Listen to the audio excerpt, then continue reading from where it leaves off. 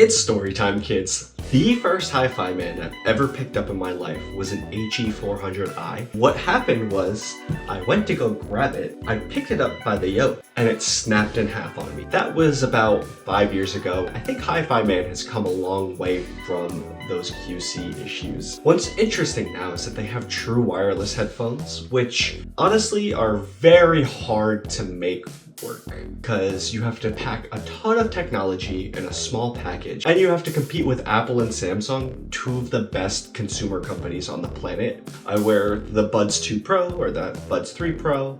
If I had an Apple, I'd be wearing the AirPods Pro. They're just great. They work with the phones that they're supposed to work with, and I never have any problems. I would never go out and buy a $500 pair of hi-fi true wireless. This is the hi-fi man Spanar?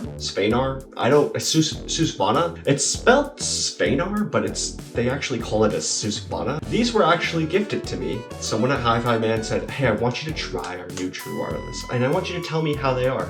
So I tried them, and then I chucked them into a drawer. Why? Well, they were cool for like the 2 weeks that I had used them, and then I forgot about them existing for a long time. And instead of like letting them become e-waste, I actually decided to sell them. I just don't think for $500 you should be buying these. First off, the case is way too big. When you put it in your pocket, it's in the way. When you put it in your backpack, it's just in the way. If you're a purse wearer, it just takes up so much space. The worst. For true wireless, this is like super inconvenient and not portable. When you take them out and you put them in your ears, they are the largest pair of true wireless I've ever had. What they're trying to emulate is their pair of plug-in Susvana. Those have huge shells. What's great about that is that you can put ear loops, then they won't fly out of your ear. With these, I have very bad body self-awareness, so like I'll brush against the wall and this will fly out of my ear. It's so big and so protruding,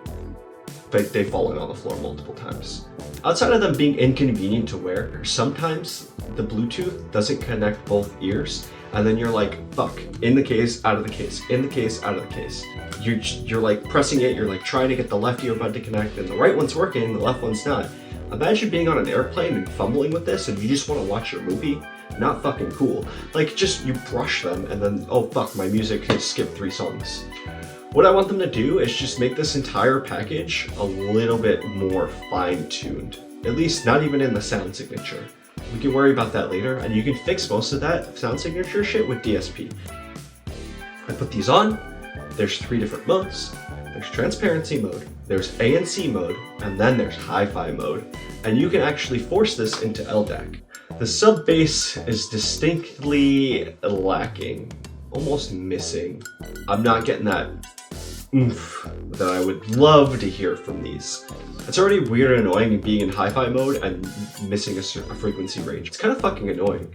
Then you move on to low mids. Now, these are, I would say, pronounced, and that kind of tries to mask the fact that there's no low frequency range. Someone who's kind of new in tuning or just doesn't know as much will think that mid bass is sub bass, but you're missing it, totally missing it. Then we move on to the mid range. I would say it kind of gets crowded.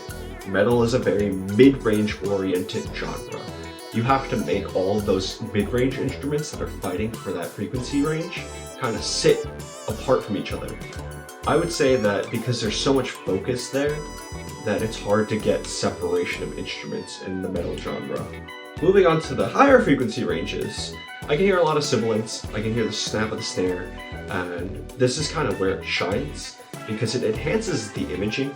The high frequency ranges, just being able to bounce around, and also just the soundstage kind of being here, I would say like a small theater. That I would say that the acoustics coming from this work very well with that high frequency range. Overall, I just feel like there's a lot lacking. The tuning, the touch sensitivity, the Bluetooth chips, scaling it down to be more portable. True wireless is supposed to be this portable thing. Speaking about portable, on hi-fi mode, you only get 4 hours out of this. Now that's comparable to the AirPods Pro or the Samsung Galaxy Buds 3 Pro. When the package is this big, the shells are this big, I feel like you could have packed in a little bit more battery life. Could have probably got 8 hours of it I think the next showing from Hifiman could be a lot better. Before I go, I'd like to talk about the tips that I'm using today. I use Coney foam tips on almost everything. The reason being is because my ears are tiny and these just happen to fit my ears the best. And if you're a silicone fanboy, I've always been a fan of spin fits. And spin fits, they twist and bend to your ear canal to kind of fit inside. So if you're looking to get those, you can grab those links below. But honestly, if you can get these used, it's really not a bad deal. See you next time. Dilly out.